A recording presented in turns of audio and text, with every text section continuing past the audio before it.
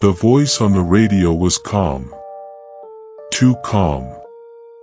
Maintaining altitude, everything looks fine. Then, a pause. A silence. And finally, 4 chilling words. There's something out here. That was the last anyone heard from Flight 59. If stories like this haunt your curiosity, now's the time to like this video, subscribe to the channel, and activate the bell icon. These are the accounts they tried to bury. But we're here to dig them up, one forgotten transmission at a time. Flight 59 was a late-night commuter run. Small jet. 12 passengers. 2 pilots. Clear weather. No delays. No history of problems. It lifted off from Anchorage just before midnight, headed southeast toward Vancouver. An uneventful night flight. Quiet. Routine.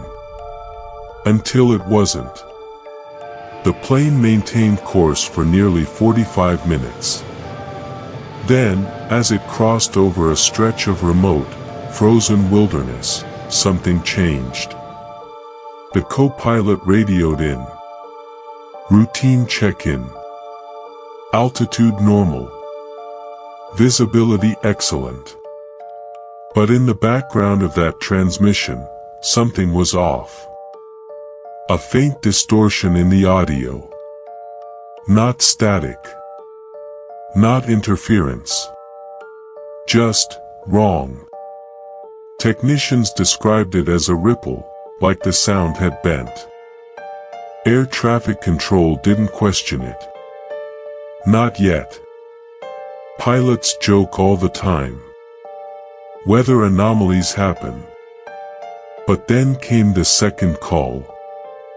Just 6 minutes later. Flight 59, adjusting heading. There's something to the left. The controller asked them to clarify. But no response came. Seconds passed. Then the captain came on, voice measured but tense. We're seeing lights. Not other aircraft. Pattern unknown. Holding course for now. The lights weren't on any radar. No planes were in that quadrant. The controller advised caution and asked if they wanted to divert. There was no reply. At 1:07 a.m., the last known transmission was received. Can anyone hear us? The voice was faint. Warped. Like it wasn't traveling cleanly through the airwaves. That was the final call. After that, only silence. What followed was confusion. Panic. An emergency beacon never activated. The plane's transponder cut off mid-signal. Satellites registered no crash, no explosion. It was as if the aircraft had simply unraveled in midair. Within 2 hours, the search began. Ground teams were dispatched. Helicopters scoured the forests and valleys. Every mile of the projected flight path was covered. But there was nothing to find. No fuselage. No heat signature. No ELT distress ping. Just a blank patch of sky. And the memory of a final, fractured voice. Comment below, what would you do if you heard something out there? Lights that shouldn't exist. Sounds that warp the air. Would you stay the course? Or turn back? Some people don't get the chance to decide. The official story said, equipment failure. That was the term used in briefings, press releases, and news segments that faded after 2 news cycles. But inside closed rooms, within aviation circles and encrypted message boards, the whispers grew louder. One retired pilot claimed he recognized the voice in the final call. Said it didn't sound like equipment failure. Said it sounded like panic, buried under control. He called it controlled fear. The kind pilots use when they're trying not to alarm the cabin. When they see something no training has prepared them for. The flight path was analyzed again. Again. Experts concluded the plane never deviated. The last signal was exactly where it should have been. But that made things worse. Because if it didn't divert, where did it go? The Canadian Air Navigation Service reported receiving a faint signal days later, on the same frequency the plane used. The voice was indistinct, fractured, barely audible. Audio engineers reviewed the file. They couldn't verify it as human speech. But they couldn't dismiss it either. The word echo came up repeatedly. Then came the report from a logging camp in British Columbia. A foreman claimed to have seen lights descending from the sky in the early hours of that same morning. Not a meteor. Not a helicopter. Something slower, deliberate. A wide ring of glowing orbs. He described them as not falling, not flying, just hanging there. When asked if it could have been a drone display, he laughed. These weren't man-made, he said. The report never made it to national news. But the story still circulates among those who monitor aerial anomalies. There's also the matter of the flight data. A former radar analyst leaked a single image, an infrared scan from a classified satellite. It shows the plane, intact, seconds before vanishing. But around it is a heat bloom, unlike anything in standard aviation records. Not an explosion. Not engine failure.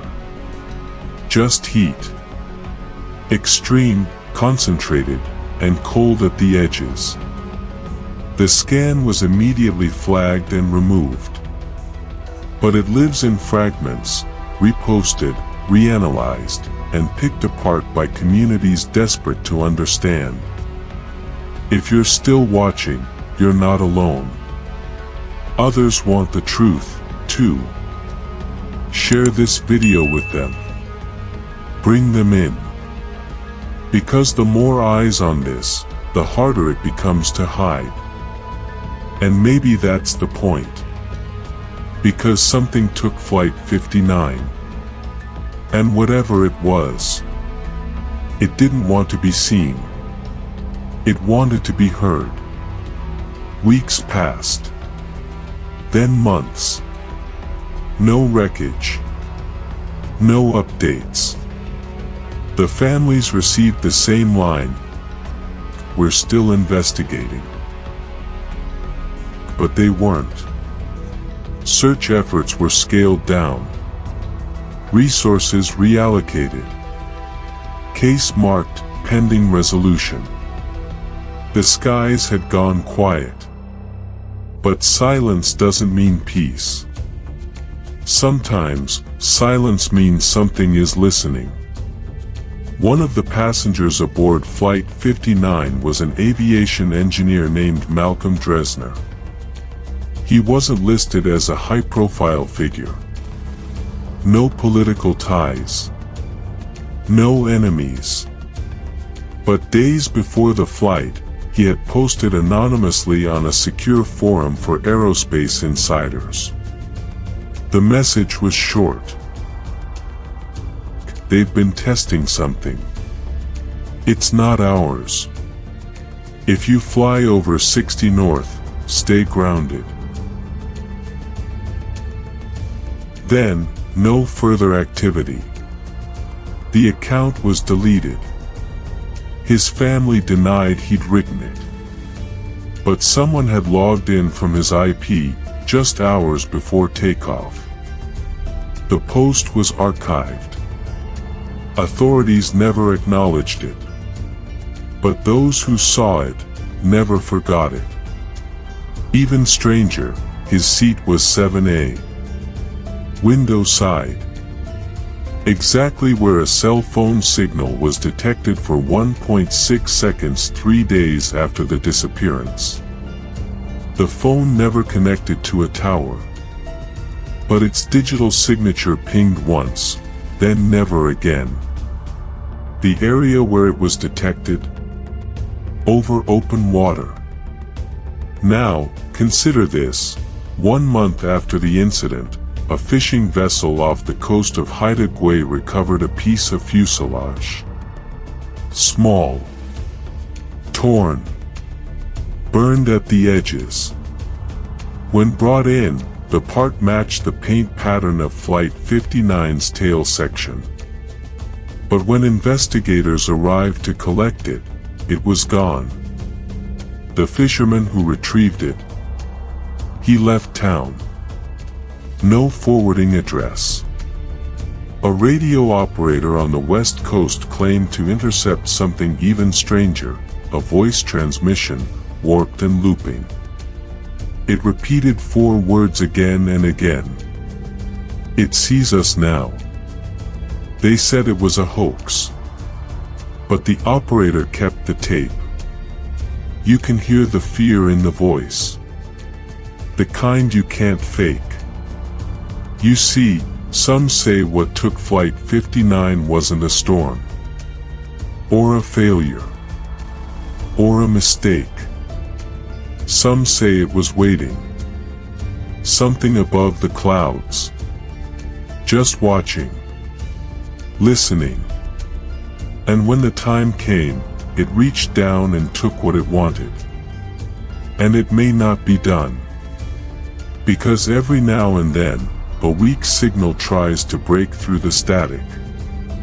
Same frequency. Same words. Same silence after. And if you tune in closely, when the sky is right, you might hear them, too. Before we end, hit like if this one stayed with you. Subscribe for the ones they won't talk about. Share this with someone who never stopped asking why. Because the sky remembers. Even when we forget.